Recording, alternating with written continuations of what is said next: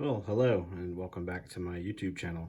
I thought I'd show you guys just some stuff I'm working on, kind of on the workbench, some kits I'm building, and just some stuff I'm working on. First off, I've got 5 of these Seaboard 70-ton 3-bay hoppers from Stewart, and I have built all 5 of them, other than a couple of detail parts.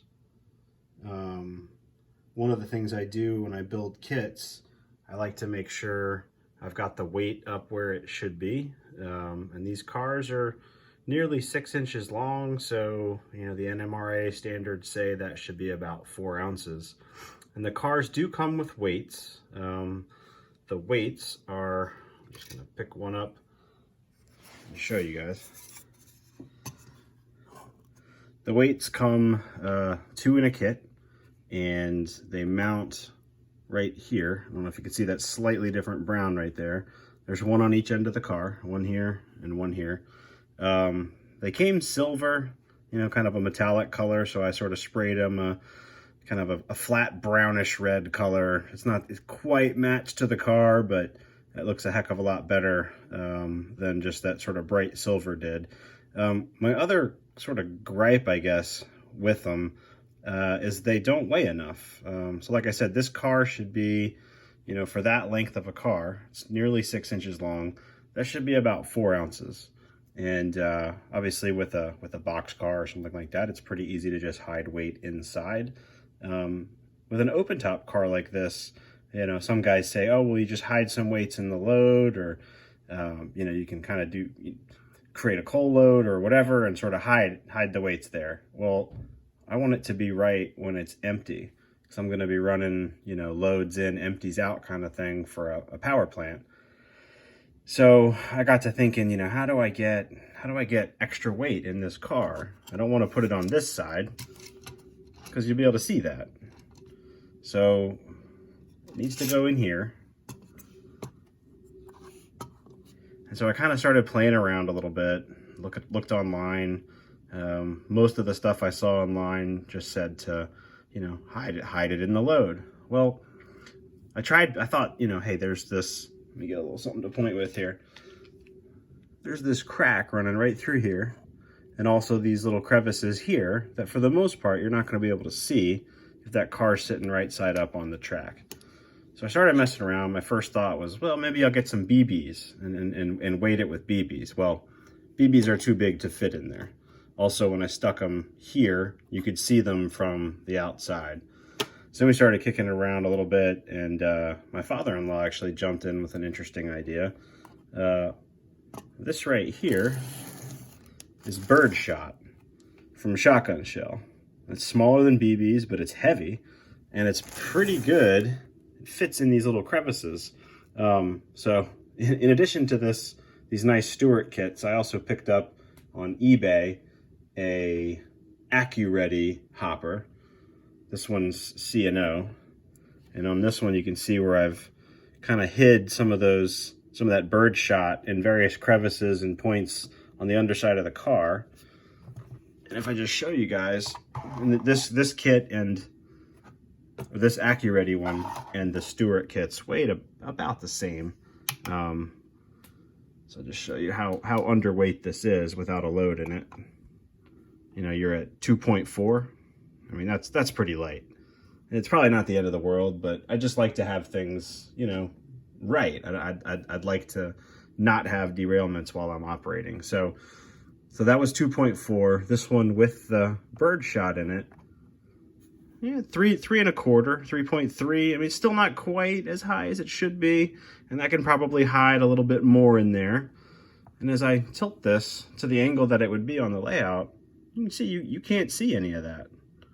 So I don't know, just thought I would share sort of something I hadn't seen elsewhere, and maybe that's helpful to somebody that's got the same issue as me. Another thing I was messing around with, so in addition to the AccuReady and the 5 Stewart hoppers for Christmas, my dad got me a set of these Atlas Trainman kits. There's 3 of them, C&O Boxcars, 40 foot. Pretty nice kits. They go together pretty easily. Came with metal wheels in the trucks already, so that was nice. But here again, a kit that's underweight. Boxcars are a lot easier to hide weight in. So what I did here, you know, in the past I've used Pinewood Derby weights or just, you know, stuff like that. And you got to go out and buy it. And I think I was paying something like, you know, $5 for a 2-ounce pack of Pinewood Derby weights that broke down into 1/4 and 1/8 ounce chunks. And you know, you just on a closed car like this, you just glue it, you know, somewhere inside, center it, you know, evenly distributed, and glue it inside, and all's well. Well, I didn't have any weight, so I was kind of, again, messing around. I know with COVID, getting things delivered is getting a little funky, and I didn't really want to go up to the Hobby Town, if it's even open currently, and buy any more Pinewood Derby weights. So I was looking around the house, like, what do I have that fit in there? And I came across what I think is probably the cheapest weight there is. Pennies. Now, I don't know. That's 5 pennies. I just glued them together. 5 pennies is pretty heavy. I don't think that's right. Let me zero this thing out again. Oh, it is right. It's almost 1/2 ounce for 5 pennies. So that's a pretty easy and cheap versus that, what did I say I paid? $5 for 2 ounces. Well, here's 5 cents for 1/2 ounce. So, you know, you do the math. So this C&O car, it came with 2 fairly heavy nuts. One sat on top of each truck. And there's another 14 cents glued in there. And lo and behold, I'll put this on the scale now with the weights on it. That's a little heavier than it was reading earlier, but it was right at 4. I don't think it's a super accurate scale. But anyway, a nice, easy, cheap way to add weight to your rolling stock. So birdshot and pennies. So that's just kind of what I'm kicking around, what I'm working on the workbench these days. Kind of my operational scheme, as I showed you guys in the first video. This is staging, which is over next to my workbench. That portal over there sort of passes to the little small scenic area that you guys saw last time. But over in the yard, I've got design on having a power plant, and there is a power plant in, you know, south of Richmond. It's still there. It's a coal-fired plant. It is rail served. I don't know that it was served by the seaboard ever. It certainly wasn't, you know, as you compress things, it certainly wasn't in exactly this part of the city.